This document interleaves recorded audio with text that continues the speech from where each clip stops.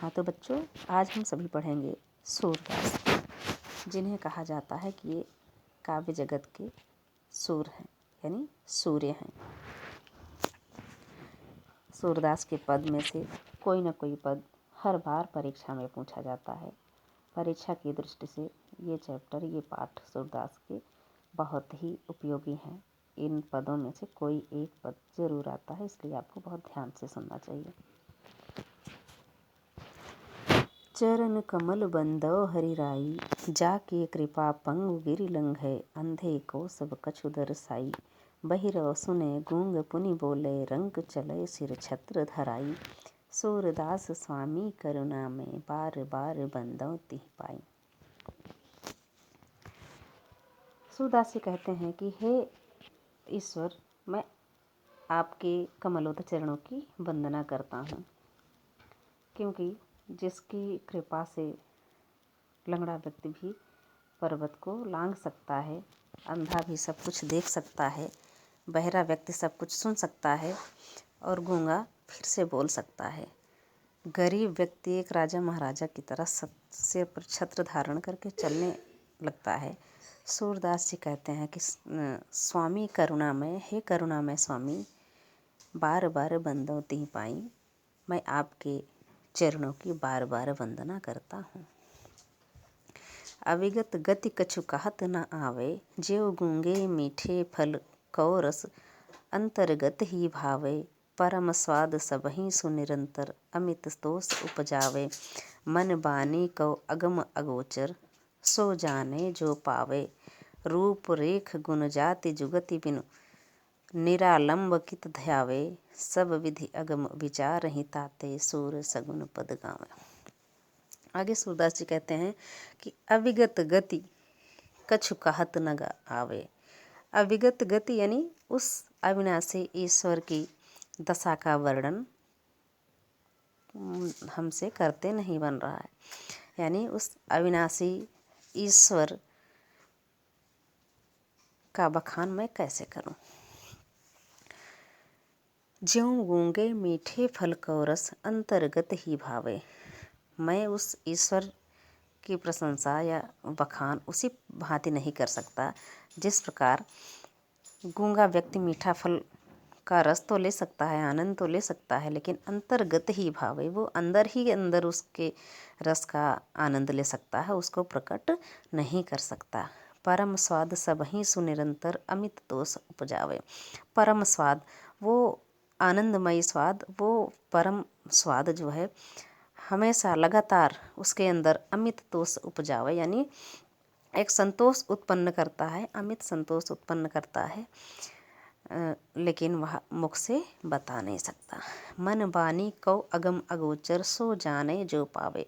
मन वाणी को अगम अगोचर यानी मन से, वाणी से हम किसी प्रकार उनके पास नहीं पहुंच सकते, उस ईश्वर के पास नहीं पहुंच सकते। ईश्वर अगम यानी ईश्वर के पास हम नहीं जा सकते, अगोचर यानी उनको हम देख नहीं सकते।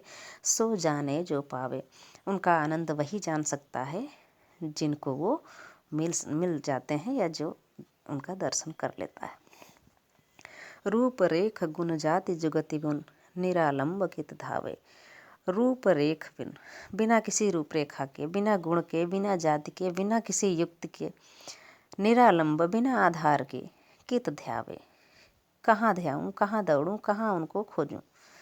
सब विधि अगम विचार ही ताते, हम सोच विचार के देख लिए कि सब विधि अगम, हर तरह से वो अगम है, उनके पास जाया नहीं जा सकता।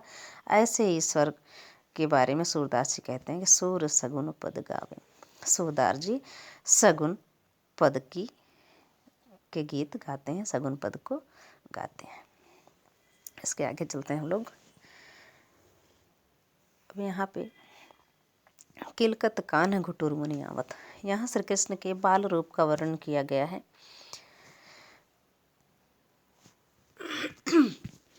सूरदास जी कहते हैं कि किलकत कान्ह घुटुर मुनि आवत, मणिमय कनक नंद कै आंगन, बिंब पकड़ी बै धावत, कबहु निरखी हरि आप छाह कौ, करि सो पकरन चाहत, किलकी हसत राजत द्वै दतियाँ, पुनि पुनि तिहि अवगाहत, कनक भूमि पर कर पग छाया, यह उपमा इक राजती। करि करि प्रतिपद प्रतिमनि वसुधा, कमल बैठकी साजती। बाल दशा सुख निरखि जसोदा, पुनि पुनि नंद बुलावती। अचरा तर लय ढांकी सूर के प्रभु को दूध पियावती। सूरदास जी कहते हैं कि किलकत कान्ह घुटुर बनी आवत।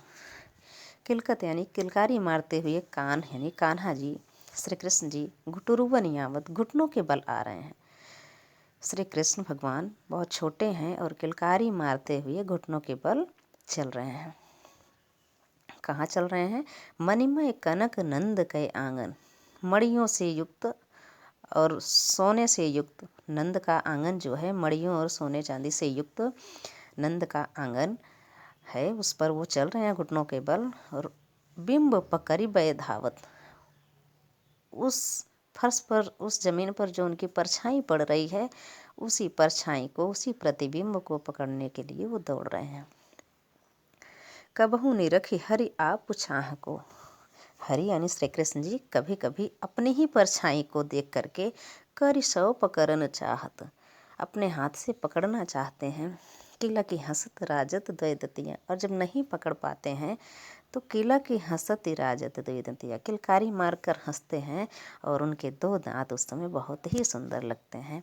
पुनि पुनि तिहि अवगाहत, वो फिर से वही क्रियाकलाप करते हैं और हंसते हैं, दो दांत अपने आगे के दिखाते हैं। कनक भूमि पर कर पग छाया, यह उपमा एक राजती। उस कनक भूमि पर, कनकमय आंगन पर कर पग छाया, उनके हाथ और पैरों की परछाई, यह उपमा एक राजती, यह एक बहुत बड़ी उपमा दिखती है, सुशोभित होती है। करि करि प्रतिपद प्रतिमनि वसुधा, कमल बैठकी साजती। इस प्रतिबिंब को देखकर ऐसा लगता है, ऐसा प्रतीत होता है मानो ये धरती जो है कमल का आसन लगा रही है। जहाँ जहाँ श्री कृष्ण चल रहे हैं उनके आगे कमल का आसन बिछा रही है। बाल दशा सुख निरखि जसोदा, पुनि पुनि नंद बुलावती। उस बालक श्री कृष्ण की बाल दशा के सुख को देख देख कर यशोदा जी फिर से नंद बाबा को बुलाती हैं, बार बार उनको बुलाती हैं। फिर अचरा तर लय ढांकी सूर के प्रभु को दूध पियावती। और सूरदास जी कहते हैं इसके बाद वो प्रेम से श्री कृष्ण को उठा लेती हैं और अपने आंचल के नीचे उनको ढक लेती हैं, फिर वो अपना दूध पिलाती हैं उन्हें। धन्यवाद बच्चों।